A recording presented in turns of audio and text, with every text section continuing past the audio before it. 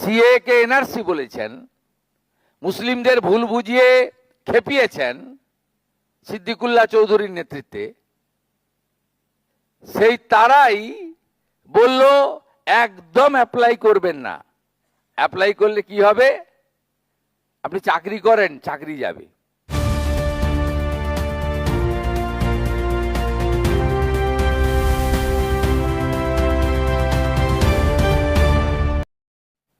NRC বলা হয়েছে, ভুল বুঝিয়ে সরকারি সম্পত্তি ধ্বংস করা হয়েছে, অশান্তি হয়েছে রাজ্যে।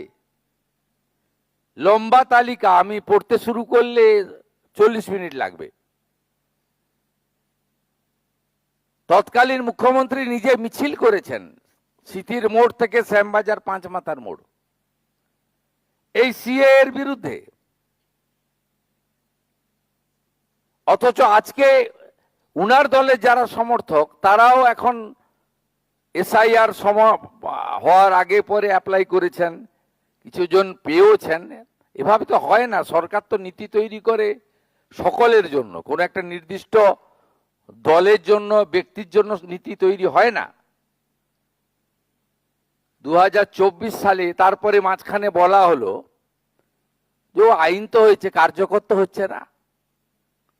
বলা হলো প্রধানমন্ত্রী এবং আমরা জুমলা, মানে মিথ্যা প্রচার করি। হিন্দিতে জুমলা বলে, বাংলায় মিথ্যা। অনেকে বিভ্রান্ত হলেন, হ্যাঁ সত্যি তাই তো। 19-এর আইন 20 গেল, 21 গেল, 22 গেল, 23 গেল, কার্যকর হয় না কেন? প্রথমত স্বরাষ্ট্রমন্ত্রী একবার এসেছিলেন, ওখানে আমি সঙ্গে ছিলাম ঠাকুরনগরে। তিনি বলেছেন কোভিডের জন্য করতে পারিনি। 20, 21, 2 সাল কোভিড ছিল, ভ্যাকসিনেশন চলছিল, বলে এগুলো কমপ্লিট হয়ে যাক, করে দেবো। রুল মানে আইনের পরে রুল বের করতে হয়। ঠিক 2024 সালে 6 মার্চ ভারতের স্বরাষ্ট্র দপ্তর রুল জারি করে দিল। রুল জারি যেই হয়ে গেল, তখন আগে যারা পশ্চিমবঙ্গে শাসক ছিলেন, যারা সিএ এর বিরোধিতা করেছেন, সিএ কে এনআরসি বলেছেন, মুসলিমদের ভুল বুঝিয়ে খেপিয়েছেন সিদ্দিকুল্লাহ চৌধুরীর নেতৃত্বে, সেই তারাই বলল একদম অ্যাপ্লাই করবেন না। অ্যাপ্লাই করলে কি হবে? আপনি চাকরি করেন, চাকরি যাবে। আপনি পেনশন পান, পেনশন বন্ধ হবে। আপনি রেশন পান, রেশন বন্ধ হবে।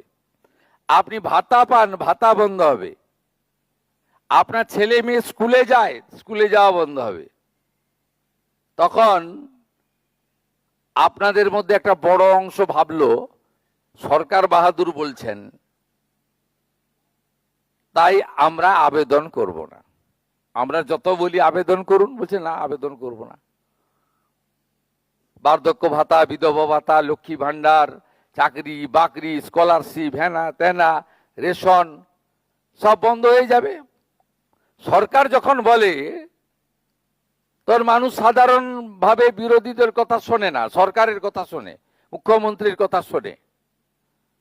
তা শুনলো, আবেদন টাবেদন খুব কম সংখ্যায় হলো।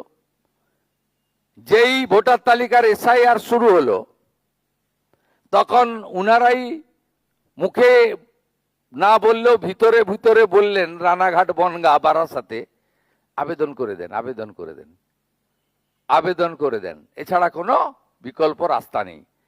এ তো একটা মিথ্যার উপরে দাঁড়িয়ে এত বড় অধিকার, এই অধিকার থেকে আপনাদেরকে বঞ্চিত করা হয়েছে।